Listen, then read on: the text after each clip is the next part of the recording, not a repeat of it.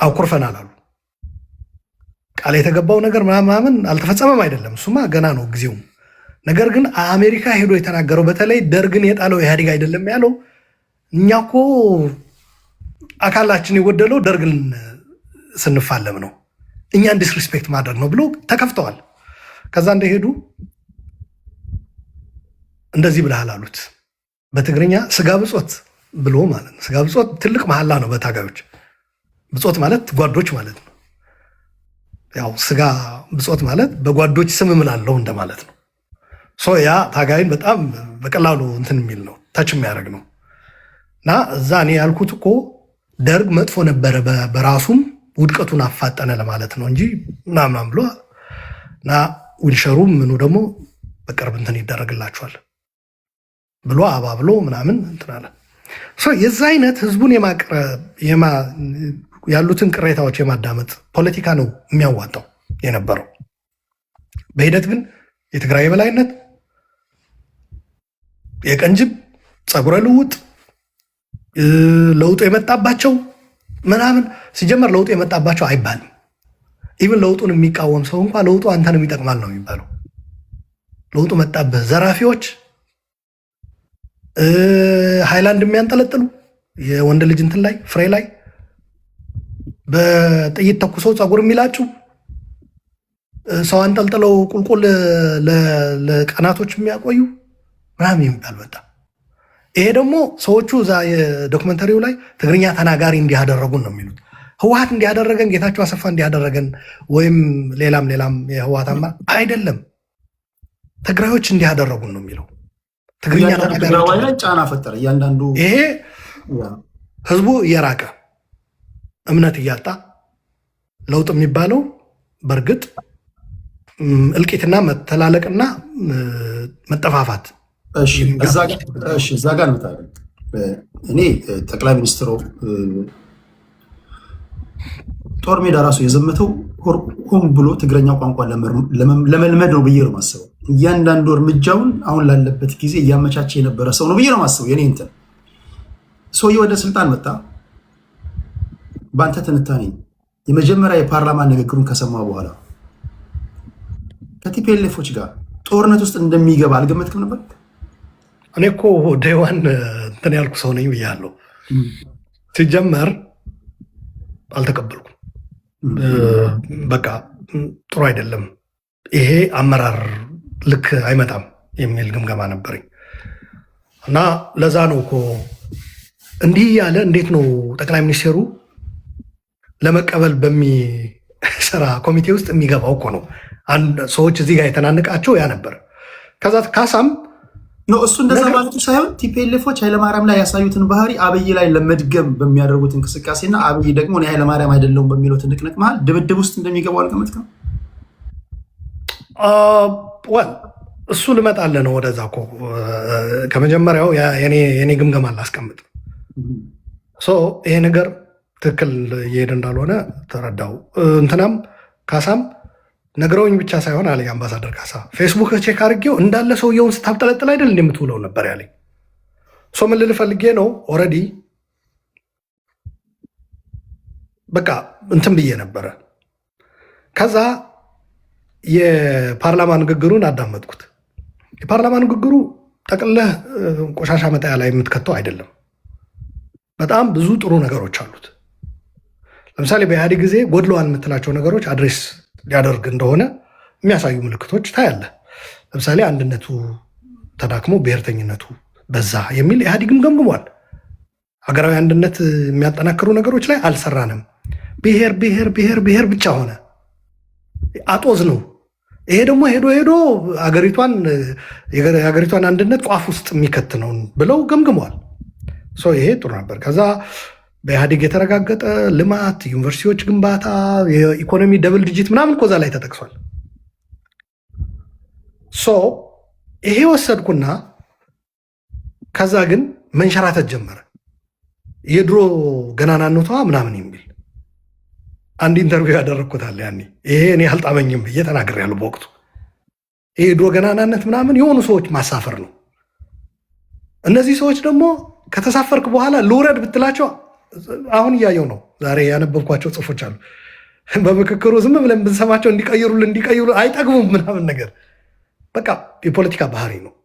ፖለቲካ መወሰን በሚገባ ነገሮች መወሰን፣ ልክ ባለው ነገሮች ልክ አለው ብለህ ሊሚት ማስቀመጥ፣ መስመር ማበጀት ያስፈልጋል። ካልሆነ የሁሉም ወዳጅ ልትሆን አችልም። በፖለቲካ ተወውና ኤኒ ሊደርሽፕ የሁሉ ወዳጅ ሊሆን አይችልም።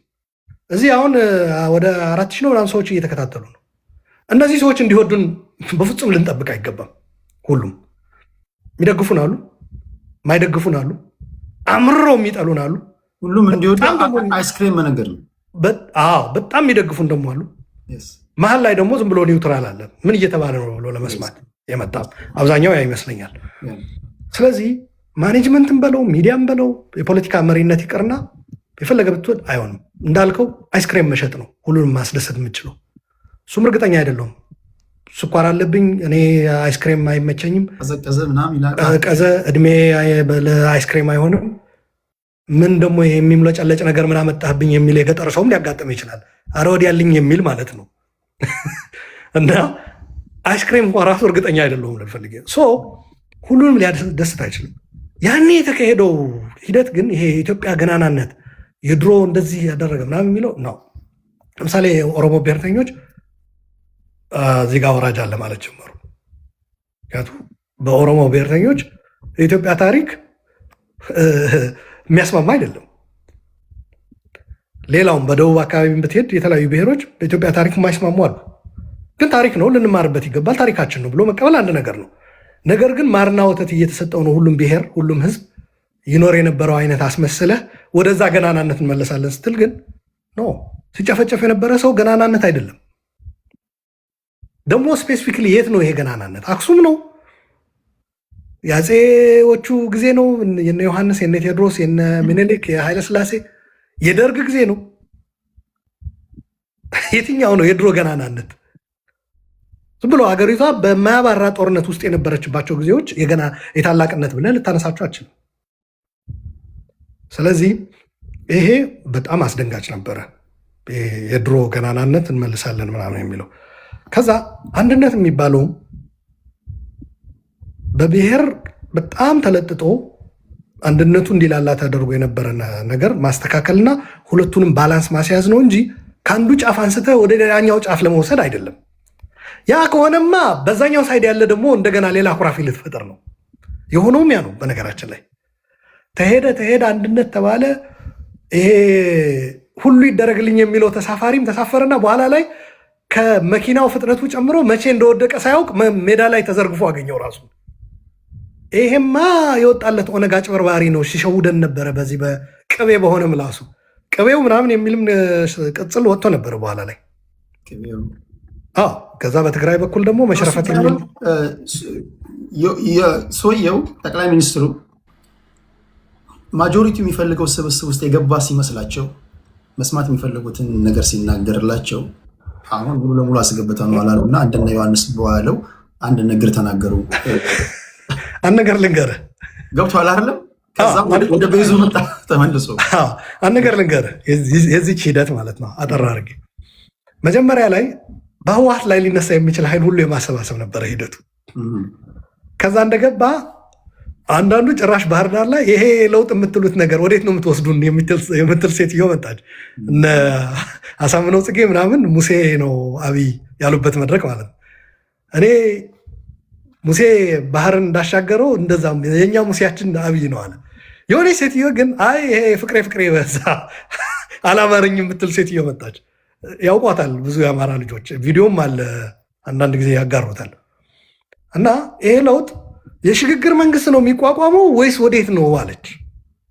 ልክ ይሄ አንድ ተሳፋሪ ነው፣ አንድ ሴትዮ ግን አይደለችም። የሆነ ተሳፋሪ ስብስብ ነው። እንደገና እኔ በለውጡ እኮ ትልቅ ድርሻ ነበረኝና ይሄ ድርሻ ይሰጠኝ የሚልም መጣ። ስለዚህ በህወሓት ስላሰባሰብከው ሁሉም ከአንተ ጋር ይቀጥላል ማለት አይደለም። ይህ ሁሉ ሊያስደስት የሚችል ንግግሮች ለጊዜው ልታደርግ ትችላለህ፣ በቀጣይነት ግን ልታደርገው አችልም። በቀጣይነት የማታደርገው ከሆነ ከመጀመሪያው ነው ክሊርሊ ዲማርኬት ማድረግ ያለብህ። ጠቅላይ ሚኒስትሩ በወቅቱ ከቆሙለት ዓላማ አኳያ ማሳካት የሚፈልጉትን ነገር አሳክቷል ብላ ታስብ? አላሳኩም። ኢንፋክት መጀመሪያ ከራሳቸው ቤት ከሚሉት ኢህአዴግ እዛ ውስጥ ካለው ህወሓት ጋር ተላተሙ። መላተማቸው አልበቃ ብሎ በውጭ ሆኖ ህወሓትን የሚዘረጥጥ ሁሉ ዝም ብለው ማየት ጀመሩ። ለምሳሌ ኢህአዴግ ሊቀመንበር ስትሆን በነገራችን ላይ የአራቱ ድርጅቶች ሊቀመንበር ነህ።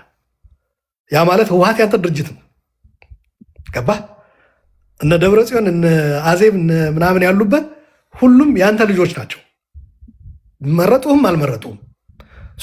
ለምሳሌ አቶ ኢሳያስ ጌም ኦቨር ወያኔ ሲል እንዴ ስነ ስርዓት ነው መባል ያለበት። አንድ ሲጀመር የኢትዮጵያን የውስጣዊ ጉዳያችን ነው። እኔ ምነግርህ ጠቅላይ ሚኒስትሩ ካለበት ኮንቴክስት ነው፣ ካለበት ከረገጠው መሬት አኳያ ቅድም ከነበረው ችግር አንጻር ሊያደርጉት እየፈለጉ ቲፒኤልኤፎች ከነበረው ችግር አንጻር ቲፒኤልኤፍ ከነበረው ችግር ፈተና አንጻር ቲፒኤልኤፍ ላይ ጠጠር የሚወረውር ሁሉ መሰብሰብ አንድ ነገር ነው። ይሄ የሰበሰብከው ግን ቲፒኤልኤፍ ከሄደ በኋላ በአንተ ላይ ነው ጥያቄ የሚያነሳው። ገባህ? ኦኬ ያኔ ከሄደም በኋላ ራሱ ይጠቀምበት ነበር ያ ካርድ። ቲፒኤልኤፍ በዚያ ፈነዳ፣ በዚያ አጋጨ፣ ብሔሮች እንዲያደረገ፣ ትግራይ እኮ ሰላም የሆነው የሚያጋጨው አካል እዛ ስላለ ነው ምናምን ተብሎ ተሄደና ጠብ የሚል ነገር የለም። አሁንም ችግር አለ፣ አመራር ላይ አሁንም ክፍተት አለ። አገሪቱ አልተረጋጋችም፣ ኢኮኖሚው ችግር አለበት። ከዛ ህዝቡ ቋቅ ማለት ጀመረ። በቲፒኤልኤፍ ማሳበብ፣ በትግራይ ማሳበብ ሰለቸው። ያኔ ነው ሸንቀ እንትን ምንድን ነው ጠበቅ አድርገህ ታጥቀህ አይ ይሄ ነገር የኔም የሀገሪትም የህዝቡም ችግር ነውና እንፍታው፣ የኔ ፖሊሲ ይሄ ነው፣ በዚህ መልኩ ሀገሪቷን ለመምራት ተዘጋጅቻለሁ ብለህ ያኔ ከአንተ ጋር የሚሰለፈውም እሺ ብሎ ይሰለፋል፣ የማይሰለፈውም ቦታውን ይይዝና ይታገላል። ካልሆነ አሁንም ኦሮማራ ሰሞኑ ኦሮማራም እየተሞከረ ነው፣ እየተመዘዘ ነው። አሁንም እዛ ያለው ነው ኃይል ነው ችግር እየፈጠረብን ያለው የሚለው ነገር ህዝቡ አሁን አይገዛውም። ያ ምን ልል ፈልጌ ነው፣ አሳም ፖይንት የሚራገፈው ተራግፎ የያዝከውን ኃይል ይዘህ መቀጠል ያስፈልግ ነበር። በነበረው ኮንቴክስት ህወሓትን ለመገዳደር የስ ኦሮማራም ጠቅሟል። የነበረው ጽምዶ ማለት ነው የኦሮማራ የነ ሳሞራም እጅ ጠቅሟል፣ የአሜሪካም እጅ ጠቅሟል፣ የሻቢያም የምንም የኢዜማም የግንቦት ሰባትም ወልቃይት ጸገዴ የሚጠይቀውም በኦሮሞ ፕሮቴስት ማስተር ፕላን ይቆምልኛ ነው። እነዚህ ሁሉ ተሳፍረዋል። ከዛ ግን ኦኬ ለውጡ መጣ፣ አመራር ተቀየረ፣ ቲፒኤልኤፎችም ዘወር አሉ። ከአሁን በኋላ መምራት ይጀመራል ትላለህ። መምራት ስንጀምር አብሮን የሚሰለፍ ኃይል ይኖራል አይኖርም፣ አብሮን የማይሰለፍ ይኖራል፣ አብሮን የሚሰለፍም ይኖራል ብለህ ታስቀምጣለህ። እሱ ጋር እችን ነገር አትራለኝ ግልጽ ሆነ። አሁን ኃይለማርያም ደሳለኝ እኔ እንዳስታውሳለሁ የኢትዮጵያ እግር ኳስ ፌዴሬሽን ምርጫ የተካሄደ የኒድሮ ፋና ሰርቼ ነበር እና የአሁኑ ኢሳያስ ጅራ፣ አንተነህ ፈለቀ ታስታውስ እንደሆነ ሳህሉ ገብረው ሊወርድ እና እያንዳንዱ ክልል አንዳንድ እጩ አቅርቡ፣ ከትግራይ አንድ፣ ከኦሮሚያ አንድ፣ ከአዲስ አበባ አንድ ተብሎ ከትግራይ ባልሳሳት ስሙን አስታውሱኝ፣ አንድ ፖለቲከኛ ነበር። የአፍሪካ ህብረት ወደ ትግራይ ነው እንጂ መምጣት ያለባቸው ቆንጆ ቆንጆ ሴቶችን ብሎ የተናገረ አንድ ሰውዬ ነበር። ተክለወይኒ አስፋ ነው። ተክለወይኒ አሰፋ የኤፈርቱ ማለት ነው። ማረት ኦኬ፣ ኤፈርትም ሰርቷል። ተክለወይኒ በጦርነቱ የተያዘው ማለት ነው። የትግራይ ክልል ሳይወክለው ቀጥታ መጣ ተወክያለሁ ብሎ እና የዛን ጊዜ እነዚህ የተወከሉ የኢትዮጵያ እግር ኳስ ፌዴሬሽን ለማስተዳደር የተወከሉ ፕሬዚዳንት ለመሆኑ እጩዎችን ጠቅላይ ሚኒስትሩ ሰብስቧቸው ነበር። ኃይለማርያም ጋር የቀርበው ነበር እና ተክለወይኒ ሳትወከል የመጣኸው ጠቅላይ ሚኒስትር ኃይለማርያም ደሳለኝ ሰብስበው አናግረውናል። ከደቡብ የተወከላለ፣ ከአዲስ አበባ፣ ከአማራ፣ ከትግራይ፣ እርስዎ ደግሞ ውክልና አላገኙም ሲለው ጠያቂው ላይቭ ላይ ነው የምልህ ኃይለማርያም ምን ያውቃል አርፎ ስራውን አይሰራም እንደ የሚል ነገር ተናግሮ በዚህ ደረጃ ሰምተሃል ያስባል። እኔ እኮ ልምድ ያለኝ ሰው ነኝ። በመዋጋት ብትል በማንኛውም መንገድ ኤክስፒሪየንስ ያለኝ ሰው ነኝ። ማናጅመንት አለኝ። ኃይለማርያም ምን ያውቃል አርፎ ስራውን ይሰራ ምናምን የሚል ነገር ተናግሯል። ኦኬ ይህን እንያዝና ይሄ ነገር በኃይለማርያም ላይ በተለያዩ መንገዶች ጫናዎች እያደሩበት ነበር ሰውየው። አብይ አህመድን ቲፒኤልኤፎች እንደ ኃይለማርያም ለማድረግ እንደሚፈልጉ ለአንተ የተሰወረ ነገር አይደለም። አብይ አህመድ እውነታው ይሄ ከሆነ እንደዚህ አይነት ነገር ላይ ከተቀመጠ ከቲፒኤልኤፎች ጋር ላይደባደብ የሚችልበት ነገር አለ። ነገርኩ እኮ በቲፒኤልኤፍ ላይ ሁሉም ቅሬታ አለኝ የሚል አካል አሰባሰበ። ሌላ ቀርቶ በቲፒኤልኤፍ ውስጥ የእርስ በርስ ኢንተርናል ስትራግል ልዩነት ያላቸው ከጎኑ ሊያሰልፋቸው የሚችላቸውን አካላት አሰለፈ። በቃ ቲፒኤልኤፍ ወደ ኤግዚት ስትራቴጂ ሄደ። በቃ ያዝ፣ እንዲያውም አንዳንዶቹ እንደሚገልጹት የያዝከውን ያዝና ነገር ግን በቃ ልቀቁ፣ የያዛችሁት የተፈጸመ ስህተትም ከአሁን በፊት ተጠያቂነት አይኖርም፣ በሀብትም በኢኮኖሚም የተያዘ ይዛችሁ ትንበሉ፣ ነገር ግን በቃ ከአሁን በኋላ እንደ በፊቱ የበላይ ሆናችሁ አትመሩም ተብሎ በዚህ አለቀ። ከዛ በኋላ የቲፒኤልኤፍ መገዳደር የመጣው በዋናነት ህዝቡ ላይ ያተኮሩ ፕሮፓጋንዳዎች እየገፉ ሲሄዱ ቲፒኤልኤፍ እነዚህን ነገሮች ኤክስፕሎይት ማድረግ ጀመረ።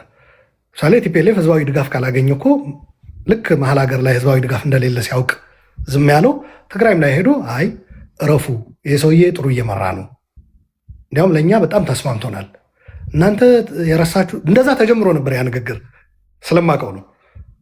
ረስታችሁት የነበረ ክልል ከልማትም ከምንም ርቆ የነበረ አሁን እንዲያውም ጥሩ እየተሰራልን ነው።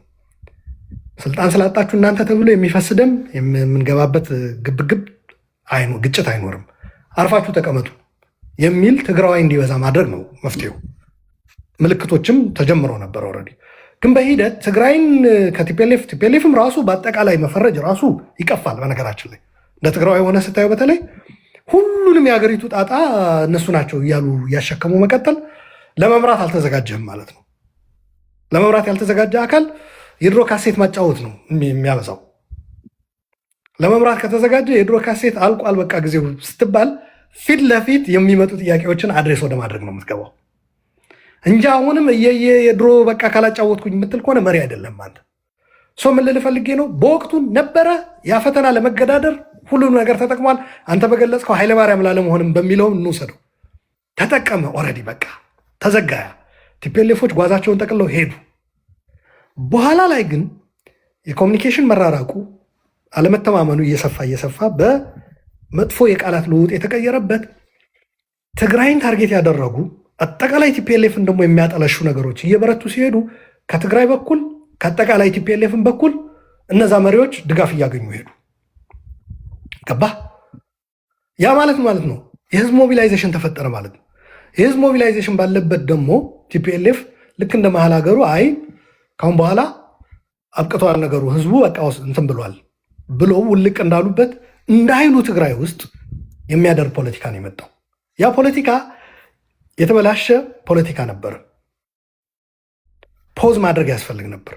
የተሳፈሩትም ሰዎች ይሄ ያረጀ ካሴት የማጫወት የመደለቅ ፍላጎት ያላቸው እየሆኑ ሄዱ። ገባህ? ጠቅላይ ሚኒስትሩ ብቻውን አትፈርድበትም እዚህ ላይ።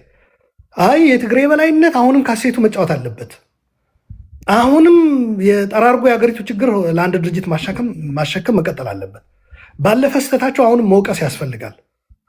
ትግራዮችን በተለያዩ የሀገሪቱ ክፍሎች ለጥቃት የሚዳርግ ፕሮፓጋንዳ መቀጠል አለበት። ይሄ የፈሪ ነው። ስራውን ከሰራ በኋላ ከወደቅ በኋላ እኮ አይ አለቀው የሚበላ ሊነክሰኝ ነው ሊመታኝ ነው፣ ስለዚህ እዛው ላዩ ላይ ሆኜ ተቀምሬበት አንድ ዓመትም ቢሆን እዛው ልቆይም አይባልም። ልክ ጅብ አህያ ሊበላ ሄዶ አህያዋ ነከሰ፣ ቀድማ አንገቱን ያዘችውና ጅቡ ሞተ። ግን አህያዋ ቆማ አደረች። አህያው ጅቡ እንደተጠለጠለ ነው። ሰዎች መጥተው ነው ያላቀቋት። ሞቷል እኮ የሆነው በትር አሳርፈበት ያለቀ ነገር ወደ ኃይለማርያም እንደማይመለስ እያወቅ ጉዳዩ ይኸውላችሁ ተብሎ ተትቶ ከተሄደ በኋላ ሙጥኝ ማለቱ የፖለቲካ ውድቀት ነበር። ሌላው ግን በተለይ የግንቦት ሰባትና የሻቢያ ሰዎች እዚህ ላይ ላምጣለሁ። እነሱ ሻቢያ ጋር ሆነው የሻቢያ ጡጦ እየጠቡ ያደርጉት የነበረ ትግል ትግራይን በማጥላላት ላይ የተመሰረተ ነበር። ሻቢያ ኢትዮጵያ ውስጥ ስርዓት መቀየሩ በቂ ነው ብሎ አያምንም ነበር። ብቀላ መኖር አለበት። ቀጣዩ ክፍል ያ ነው፣ እንዲያውም ዋናው ነው የሻቢያ። ከዛ በዛ ላይ ህወሓትን በመበቀል ደግሞ የሚያበቃ አይደለም። እዛ ብቀላው ውስጥ ሲገባ የሚፈጠር ውጥንቅጥ አለ፣ ግብግብ አለ። በሂደት ያች ሀገር ፈተና አትሆንብንም፣ እርስ በራሳቸው እናዋጋቸዋለን ነው። ወደ ሻቢያ ምርጫ 97ን ተከትሎ ወደ አስመራ የሄዱ ሰዎች የተሰጣቸው ካሴት የትግራይ የበላይነት የሚል ነበር። በኤርትራ ቴሌቪዥን አማርኛ ፕሮግራም ሰናይ ገብረመድህን የሚባል ጋዜጠኛ ነበራቸው። አሁን አውስትራሊያ አለ። ኢትዮጵያ ውስጥ ተወልዶ ያደገ ነው፣ ግን ተባሮ ወደ ኤርትራ ሄደና በጦርነቱ ወቅት እዛ ኤርትራ ውስጥ በነገራችን ላይ ሻዕቢያ የኢትዮጵያ ተቃዋሚዎችን ለማደራጀት የፕሮፓጋንዳውን እንትን ለመምራት ከላይ የሚያስቀምጣቸው ሰዎች በብዛት ኢትዮጵያ ተወልዶ ያደጉ ኤርትራውያኖች ነው። ሐዋሳ የነበሩ፣ አዳማ የነበሩ፣ አዲስ አበባ ተወልዶ ያደጉ ምናምን እንደዚህ። ምክንያቱ ሆን ብሎ እነሱ የሚያደርግበት ምክንያት ምንድን ነው ካልከኝ ቅሬታ ያላቸው ናቸው። እና ቅሬታ ያለው ኃይል ስታሰባስብ ዝም ብሎ አይጥልህም። በጣም የዛ ሀገር ውስጥ እንኳ በደል እየፈጸምክ ሌላ ነው ጠላቴ ብሎ እንዲያስብ ወደ ሌላ እንዲያይ የምታደርገው ኃይል ማሰባሰብ አለብህ። እነዚህ ኤርትራውያን እስካሁን ድረስ ተባረናል የሚል ስሜት አላቸው። ተባረናል፣ ተበድለናል፣ ወያኔ እንዲህ አድርጎናል፣ ንብረታችን ቀምቶ አባሮናል የሚል ይሄ ሻዕቢያ በሚገባ ነው ኤክስፕሎይት ያደረገው። እነመለስ በተወሰነ መልኩ ህግ አውጥተው ሊያስተካክሉት ሞክረው ነበር። መታችሁ ንብረታችሁን ክሌም አድርጉ። መለስም በይፋ ለተፈጠረው ስህተት ይቅርታ ጠይቃለሁ ብሎ ከኤርትራውያን ጋር በነበረው ውይይት ይህንን ነገር ዲክሌር አድርጓል። ለኢሳያስና ለሻዕቢያ ግን ይሄ በቂ አልነበረም። በቀጣይነት ኢህአዴግ ላይ ተቃዋሚዎችን የማሰባሰብ ሌላ ጽምዶ ማለት ነው። እዛው ከትግራይም አንድ ደምሂት የሚባል ነበር፣ ታስታውስ እንደሆነ ሞላ አስገዶም የሚመራው እና በዋናነት እንዲያውም ሰራዊት የነበረው ደምሂት ነው። ታጣቂ እነ ግንቦት ሰባት ታጣቂ አልነበራቸው። ምንድነው የሚያደርጉት? ኢሳቶች በኋላ ኢሳት ተፈጠረ። የአማርኛ ፕሮግራም በኤርትራ ቴሌቪዥን የነበረው በዋናነት ያቀርበው የነበረ ፕሮግራም በሰናይ በኩል አንድ የተስፋዬ ገብረአብ መጽሐፍ ይተረክ ነበር፣ የጋዜጠኛው ማስታወሻ። ሁለተኛ የትግራይ ተወላጅ የመከላከያ አመራሮች ስም ዝርዝር አለ፣ ቪዲዮ አለኝ። እገሌ እገሌ ትግሬ እገሌ እገሌ ትግሬ ተብሎ ወደ 90 ምናምን የሚሆኑት አብዛኛዎቹ የትግራይ ተወላጆች ናቸው። ይህ እንዴት ትቀበላለህ የሚል ሰፊ የሆነ የትግራይ በላይነት የሚል ፕሮፓጋንዳ በደንብ አሰፍቶ አሰርቶ ሻዕቢያ ሰጠ። ኢሳት ከፈተ። ያውም እኮ መንገድ ላይ የቀን ስራ ለመፈለግ የሚዞረውን ትግራዋይ ይዘው የበላይነት አለበት ብለው ነገርኩህ እኮ የሚለምን ታክሲ ሄዶ ሰለቻችሁን ጠቅላይ ሚኒስቴርም እናንተ ለማኝም እናንተ ሆናችሁ ምናምን የሚል የጥላቻ ንግግር ማለት ነው። ለማኞቹ ራሱ ይናገሩ ነበር እንዲህ እያሉን ነው። እና ሁሉንም ጠላት አድርጎ የሚፈርጅ የሻዕቢያ አካሄድ ኢሳቶች ገፉበት። ከዛ ወደ ኤርትራ የሄዱና የሞላ አስገዶም ደምሂት 95 ተብሏል። 95 እሱም ተብሏል። የሞላ አስገዶም ሰራዊት ሄዶ ፎቶ ይነሱና እዚህ ያለው ዲያስፖራ ያልቡት ነበር ብር ዶላር፣ እነ ብርሃኑ ማለት ነው። ሰራዊት አለን ይላሉ። ቀርጸው ምናምን ይመጡና ግንቦት ሰባት የሚል ቲሸርት አሰርተው ያለብሷቸዋል። ወታደሮቹ ግን የሞላ አስገዶም ናቸው። ከዛ ሞላ አኮረፈ። ምንድነው የሆነው? ወደ አንድኑ ጽምዶ ፍጠሩና ወደ አንድኑ አላቸው ኢሳያስ። ኢሳያስ ሁሌ እንደዛ ነው የሚለው፣ ወደ አንድኑ አንድ ሁኑ ብሎ ብርሃኑ ነጋን ሊቀመንበር አድርጎ ሞላ አስገዶም ምክትል አደረገው። ከዛ ሞላ እኔ የምንከራተተው በረሃ ላይ እኔ ሰራዊት ያለኝ እኔ የምታግለው እኔ፣ ብርሃኑ ጭራሽ አስመራ መጥቶ እንኳ ራሱ ይፈራል ነው ያለው። መቆየት አይፈልግም ብዙ ቀን። አንድ ጊዜ ወደ ሽንት ቤት ሄደ ብሎ ራሱ ቀልዶበታል። ሆድ ያመመኝ ምናምን ብሎ ምናምን። ከዛ ቶሎ መመለስ ነው የሚፈልገው ወደ አሜሪካ አለ። ከዛ ይመጡና የግንቦት ሰባት ቲሸርት አስለብሰው ፎቶ አንስተው ዲያስፖራ ሄደው ሰራዊት አለን ይላሉ። እንዲያውም የተወሰነ እንትን ቀጥሎ ከሞላ አስገዶም ቀጥሎ የአማራ የተወሰኑ ነበሯቸው ታጣቂዎች። እነዚህ ታጣቂዎች አንዳንዶቹ አርበኞች ካልተሳሳትኩ፣ በኋላ ላይ ግንቦት ሰባት አርበኞች አይደል ተብሎ የተሰየመው። አርበኞች የሚለው ሳይድ የታጠቀ ኃይል ነበረው። ግንቦት ሰባት ሚዲያና ፕሮፓጋንዳ ነው እንጂ ምንም ዲያስፖራ ዶላር። ከዛ ብርም የሚሰበስቡት በእኛ ነው፣ ሰራዊት ያለኝ እኔ ነኝ። ከዛ ምክትል ተባልኩ ብሎ ከኢትዮጵያ ደህንነት ጋር ግንኙነት ጀምሮ 800 ሰው ሰራዊት ይዞ ሄደ። ከዛ በኋላ ሰራዊት የላቸው፣ ግን ፕሮፓጋንዳው ቀጠለ። በተለይ አንዳርጋቸው ከተያዘ በኋላ የነበረው የምታስታውሰው ነው። አንዳርጋቸው የመን ላይ ተያዘ። ሻዕቢያዎች በከፍተኛ ብር በመመደብ 95% የሚለው ፕሮፓጋንዳም መጣ። እሱ አንመጣለን። አሁን ወደ ጦርነቱ እየመጣን ነው። ክብራትና ክብራን ከአሉላ ሰለሞን ጋር ነው እያወራ ያለሁት። አሁን ወደ ጦርነቱ ጋር መጣን። የእብደት ጊዜ ላይ ነው ያለን። አሉላም አብዷል፣ ከበደም አብዷል። ሁሉም ያበደበት ዘመን ላይ ነው። አሉላ በፌስቡክ ጦርነት ባህላዊ ጨዋታችን ነው በሚለው ንግግር አሁን ድረስ ብሄድክበት ቦታ ሁሉ ይልሃል። ጦርነት ባህላዊ ጨዋታችን ነው፣ ከአማራ ሱቅ እንዳትገዙ፣ ከትግራይ ሱቅ እንዳትገዙ። አሁን የሆነ ስታስበው ይቅርታ የምጠይቅበት ነው ወይስ አሁንም በአቋም እንደቀጠለ?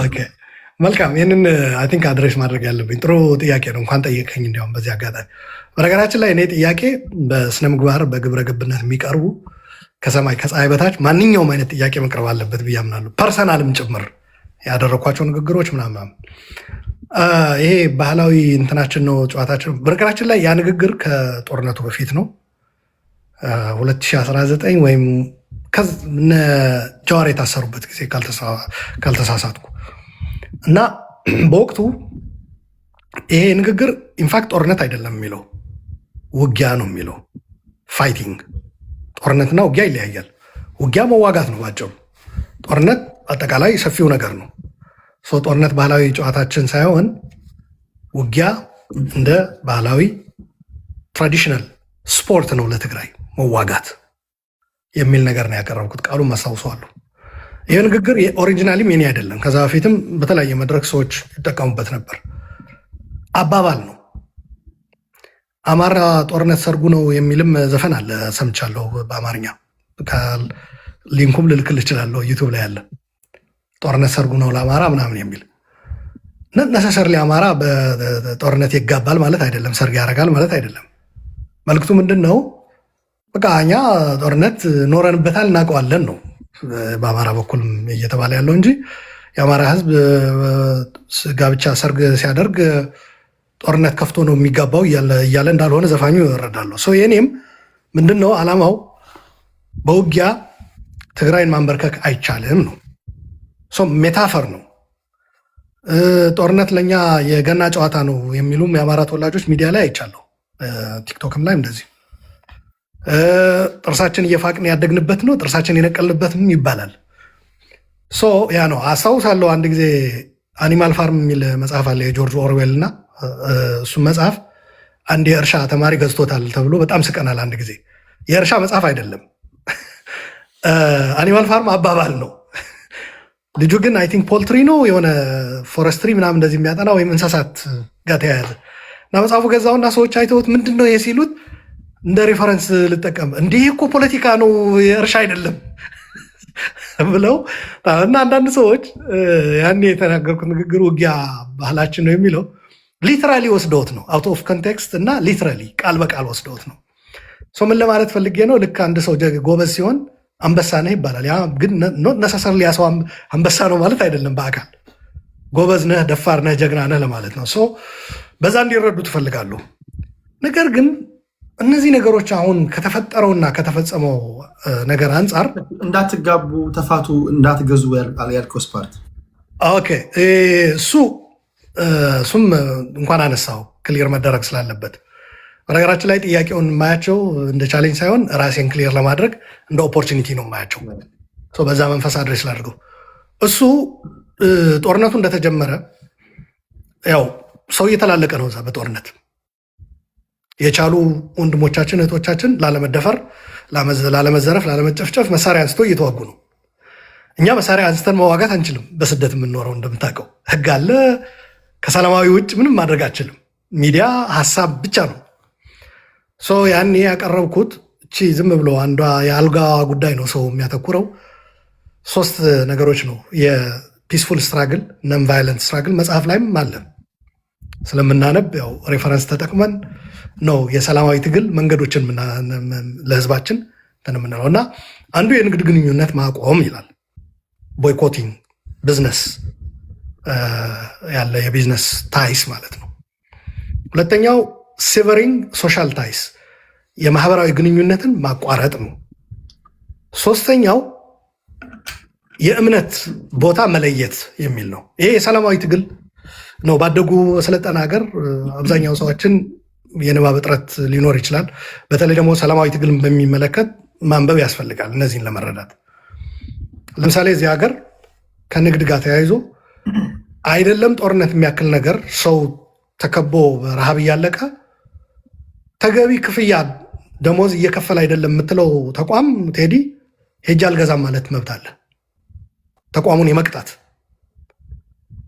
ስለዚህ ወልማርት ለምሳሌ የማይሄዱ ሰዎች አውቃለሁ እዚህ ሀገር። ለምንድን ነው እየስጠይቃቸው? ወልማርት አቢዩዝ ያደርጋል ሰራተኞቹ፣ ደሞዝ ትክክለኛ አይከፍልም። እኔ ወልማርት አልሄድም የሚል ሰው አጋጥሞኛል። ለምን ስለው ለምን ለሚበድል አካል ብሬንም ሄጄ እሰጠዋለሁ ነው። እኛም የተከተልነው አንዱ ጦርነቱን የሚደግፉ ጀነሳይዱን የሚደግፉ የትግራይ ህዝብ መጨፍጨፍ አለበት የሚሉ አካላት ጋር ሄዶ አለመገበያየት የሚል ነው። ምክንያቱም እነዚህ አካላት ያ ኢኮኖሚያዊ አቅም ተጠቅመው ጦርነቱን ይደግፋሉ ነው። ሁለተኛ እንዲያስቡና ወደ ልቦናቸው እንዲመለሱ የማድረግ ሲስተም ነው። ሁለተኛው ቸርች መለየት የሚለው የጥቁር አሜሪካኖች የትግል ስልት ነው። ጥቁር አሜሪካኖች እዚህ ሀገር በባርነት አልፈው አይመርጡም ነበር። ፖለቲካዊ መብት አልነበራቸውም። የመምረጥ ሀብት የማፍራት እና ይህንን ለመታገል የተከተሉት አንዱ ስልት ከጨቋኞቻችን ጋር አብረን እግዚአብሔርን አንለምንም ነው ወይም አንቀድስም ነው። የጨቋኝ ለብቻው የተጨቋኝ ለብቻው የሚል ዛ ቃሉላ ሶሪ በማለት ስለገባው ቅድም ስትነግረኝ አብይ አህመድ ከመጣ በኋላ ቅድም እኔ ማምንበት እያንዳንዱ ትግራዋይ ላይ የወረደው ነገር ትክክል አይደለም። ወደ ህዝብ ወረደ። ለፓርቲ ቢሆን ጥሩ ነበር። ምክንያቱም የሚበድልም የሚክስም ማኔጅመንት ነው። እንደዛ እስከሆነ ድረስ አንተ በእያንዳንዱ ግለሰብ ላይ ወርደ ሸቀጥ የሚነግደውንም ግዛ አትግዛ የሚል ነገር ስትናገር እያንዳንዱ ወደ ህዝብ መውረድ አይሆንም። ምንም ውሳኔ ምን መሰለህ የገጠመን ፈተና ያኔ በወቅቱ ጦርነት ነው፣ እልቂት ነው። ያንን ለመቋቋም የነበረን አማራጭ በውጭ የምንኖረው በሰላማዊ ትግል መታገል ነው። ከሰላማዊ ትግል መንገዶች አንዱ የንግድ ግንኙነት ማቋረጥ፣ ማህበራዊ ግንኙነት ማቋረጥ እና የቤተ እምነት መለየት ነው። ይሄ ሳይንስ ነው በነገራችን ላይ እኔ የፈጠርኩትም አይደለም። ይሄ ካሁን በፊት በጣም ስኬታማ የሚባሉ የፒስፉል ስትራግል እንቅስቃሴዎች ተጠቅሞበት ውጤት ያመጣ ነው። አንድ ይሄ ያዝልኝ። ሁለተኛ ጦርነት ላይ የሚሳተፉ ጦርነቱን የሚደግፉ እንጂ እንዴ ትግራይ መጨፍጨፍ የለበትም ብሎ እኮ ከጎናችን የቆመ አካል ነበር። እሱ እንዴት እንደዛ ይደረጋል? ስለዚህ በዛ መለየት አለብህ። ያ በአብይ በኩል ይደረግ የነበረው ፕሮፓጋንዳ ትግርኛ ተነጋሪ አጠቃላይ ነው የሚለው እንጂ በዚህ ተግባር የተሳተፉ የተሰማሩ አይልም። የኔ በጀነሳይዳል ጦርነቱ ትግራይ መጨፍጨፍ አለበት እንዴ ሰልፍ እኮ ተወጥቷል እዚህ ሀገር ጦርነቱ እንዳይቆም ተብሎ ኖ ሞር ሰልፍ ወጥቶ ሰው ጦርነቱ የትግራይ መቆም የለበትም ዲሽታጊና አዲስ አበባ ላይ ኧረ በሰላም ይለቅ በሽምግልና ይለቅ ሲል እኮ ህዝቡ እንዳለ እኮ ነው የዘመተበት። ልጁ እኮ አልቅሶ በረሃን የወረደው። እንደዚህ የሚሉት ላይ ገበያ መቅጣት ምንድን ነው እንትን የሚለው? ለምሳሌ ኃይሌ ነበር አንዱ ዲሽታጊና ተሳስቷል ቀዝቃዛ ውሃን የደፋበት የጋለ ብረት ላይ አለ። የኃይሌ ቢዝነስ ላይ አትጠቀሙ ማለት ምንድን ነው ጥፋቱ? ኃይሌ ጦርነቱን ደግፏል። እዘምታለሁ 5 ጥይት ቢሰጠኝ ቢያንስ አንድ አልስትም ምናምን ብሏል። ይሄ በማስረጃ የተቀመጠ ነው። ስለዚህ ምን ልል ፈልጌ ነው፣ እኛ የቀጣ ነው በቢዝነስ ነው። እኛ የቀጣ ነው በማህበራዊ ግንኙነትና በቤተክርስቲያን ነው። የትግራይ ህዝብ ይቀጣ የነበረው ግን በእሳት ነው፣ በጥይት ነው፣ መድኃኒትን በመከልከል ምግብን በመከልከል ነው። እና እኔ አንዳንድ ጊዜ ትንሽ ለመድፈርም ሞራል ይጠይቃል። አንዳንድ ኢትዮጵያውያኖች ልብ ማለት ያለባቸው በዚህ ተግባር ላይ የተሰማሩት በተለይ እንደዚህ አይነት ጥያቄ ለመጠየቅ ድፍረቱ ከየት አገኙት ነው የምለው። አንተ ህዝቡ እንደዚህ ይላልና ምን መልስ አለ ነው ያንተ፣ ይገባኛል። ነገር ግን በተለይ ትግራይ መጨፍጨፍ አለበት ብሎ ከቄስ እስከ ሼህ ሳይቀር ግንባር ላይ ሄዶ የማጉያ መነጽር ተጠቅሞ እያየ በመድፍና ታንክ እየባረከ በመስቀል ሳይቀር እነዚህ ሰዎች አይደሉም ከሰው አልተፈጠሩም የሚል አካላት ተከትሎ ወደ ትግራይ የዘመተ ሰው ድፍረቱ ከየት እንደሚያገኘው ነው እኔ ግራ የሚገባኝ። እንደዚህ አይነት እገሌ እንዲህ ብሏል እንዲህ ብሏል መደበቅ እኮ የሚባላለ ማፈር። ስለዚህ ህዝቡ ላይ ውሃ አይደለም ሲርከፈከፍ የነበረው ረሃብ እንደ መሳሪያ መድፈርን እንደ መሳሪያ፣ ከቦ ዘግቶ መድኃኒት በመከልከል እንደ መሳሪያ፣ በጅምላ ጭፍጨፋ ወደ ገደል በመወርወር በውሃ ሳይሆን በእሳት አቃጥሏቸው እንደ ፍየል ጠብሳችሁ ብሏቸው በሚባልበት ሀገር እገሌ እኮ ሲያልፍ አይኑን ጥቅሻ በአይን ጥቅሻ ወይም በጎሪጥ አይቶ ነበር ብሎ ጉንጭ ማልፋ ክርክር ውስጥ መግባት ያሳፍራል። በእንደዚህ አንፈታውን ችግራችን። አንዳንድ ሰዎች ያኔ ያጋጠመኝ ልንገርህ፣ እንደዚህ ምናምን የሚሉ ንግግሮች እኮ ልክ አይደሉም የሚሉ ይዘው ወደ አማራ ተወላጆች ሄዱ። የትግራይ ሰዎች ምንድን ነው የምትሉት አሏቸው። የአማራ ተወላጅ ሆነው ይሄ ነገር ስህተት ነው ብለው የሚያምኑ፣ ትግራይ ላይ እየተፈጸመ ያለው ነገር እብደት ነው መቆም አለበት ብለው የሚያምኑ ምንድን ነው የምትሉት ነው ያሏቸው። እኛ እኮ ልናፍርና ልንደበቅ የሚገባን ህብረተሰብ እኮ ነን ያሉት። እንዴት አጠቃላይ ኢትዮጵያን እኮ ነው አንድ ህዝብ ላይ ያዘመት ነው እንደሚመስለው እኮ የባድመ ጦርነት የኢትዮ ኤርትራ ነው የሚመስለው እኮ። ሰንጋጫን እህል እንትን በል ተብሎ እኮ ዘፈን እየተዘፈነ ሬንጀር ተለብሶ ይሄ እኮ የሚመስለው አንድን ክልል ጋር ሄዶ ለመዋጋት ሳይሆን አገር በውጭ ወራሪ ተይዛለችና ና ክተት ተብሎ የተደረገ ነው ይመስለው። እና ደግሞ በዛ ላይ እኔ ንግግር ነው ያደረግኩት፣ ሀሳብ ነው የሰጠሁት። የሀሳብ ልክ አይደለም ካልክ በሌላ ትክክለኛ ሀሳብ ነው የምትተካው። ታሸንፈዋለህ፣ ዲፊት ታደርገዋለህ። አሉላን አትከተሉ፣ አትስሙት፣ እሱ ያለው ልክ አይደለም፣ እኛ እንዲያውም ኢትዮጵያውያን እየተደረገ ያለው በትግራይ ህዝብ እንቃወመዋለን ብሎ ሰልፍ መውጣት እኮ ነው። እኔን ማሳፈር እኮ ይቻል ነበር አይደል? ጥጌን እንዲይዝ ማድረግ እኮ ይቻል ነበር። የተደረገው ግን ምንድን ነው? አሉላ ልክ ነው የሚያስብል ተግባር ነው የተፈጸመው በትግራይ ላይ። እና ያኔ የሆኑ የአማራ ተወላጆች ሆነው ትግራይ ጎን የተሰለፉ አይ ክሬዚ ነው ያላችሁ። ምን አማራጭ አላችሁ እናንተ? እኮ አሁን ለብቻችሁ የተተዋችሁ ሰዎች ናችሁ። ከቻላችሁ በጥርስም በጥፍርም ተጠቅማችሁ ራሳችሁን ለማዳን የምትታገሉ ሰዎች እኮ ናችሁ። የስ ወንድሞቻችን በመትረየስ በዲሽቃ በክላሽ ተዋግተዋል፣ ህይወትም ከፍለዋል። የኔማ ኢሚንት ናት። በንግግር በሀሳብ ነው በሚዲያ ነው። እና ያኔ ምን ምርጫ አላቸው? ወዴት ይሄዱ እነዚህ ሰዎች? ከጎናቸው አልተሰለፍንም፣ አይዟቸው አላልናቸውም። አገር ሙሉ እንዲዘምት ተደርጎ ነው የተጨፈጨፉት። ስለዚህ ይሄ መስተካከል አለበት። በዛ ላይ ደግሞ እንዳልኩ ነው፣ እኔ ከተሳሳትኩ ልክ አይደለም ብሎ ካመን አንድ ሰው ሀሳብ ነው የሰጠሁት። በነገራችን ላይ በህግ ደግሞ የሚያስጠይቅ ነገር አድርጌ ከሆነ ወደ ፍርድ ቤት መሄድ ይችላል። የሆነው ነገር ልንገርህ። ለምሳሌ ቺካጎ ላይ የቸርች በተለይ በጣም ከነከነቻቸው ቄሶች አካባቢ ተሰባስበው አንድ ጠበቃ ጋር ሄዱ። ጠበቃው የአማራ ሰው ነው። ሄዱና ፊርማ ማሰባሰቡ ነበር፣ ፔቲሽን ምናምን እንደዚህ እንዴት እንደዚህ ይላል ምናምን ብሎ ማለት ነው። ያ ጠበቃው ነው ሂሃዝ ራይት ነው ያላቸው። መብቱ ነው ያላቸው። እሱ ሰው ይገደል አላለም፣ ሰው ይጨፍጨፍ አላለም። እናንተ ቄስም ምንም ሳይቀር ይጨፍጨፍ በሚል ነገር እየተሳተፋችሁ ናችሁ። እሱ ሰው ይገደል አላለም። እያለ ያለው በዚች በአሜሪካ ምድር ሆኖ ሊያደርገው የሚችል ሰላማዊ ትግል ማድረግ ነው።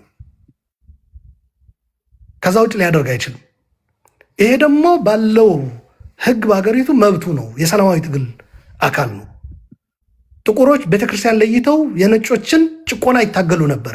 የጥቁር ቤተክርስቲያን እዚህ ነፍ ነው፣ እዚህ ሀገር አሁን አይደለም የተመሰረቱት። ያኔ በጭቆናው ጊዜ ተመስርተው ግን በዛው ቀጠሉ። የጥቁር ቤተክርስቲያን አለ።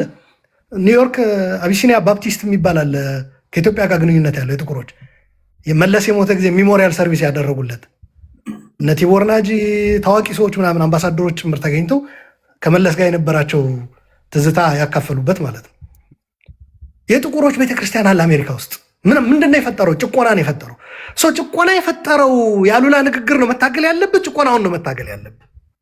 እንዲያውም እኔ ጭቆና አይደለም ጀነሳይድ ነው ትልቁ በዓለም አቀፍ ህግ ትልቁ ወንጀል ማለት ነው። ከዛ በላይ የለም ሌላ።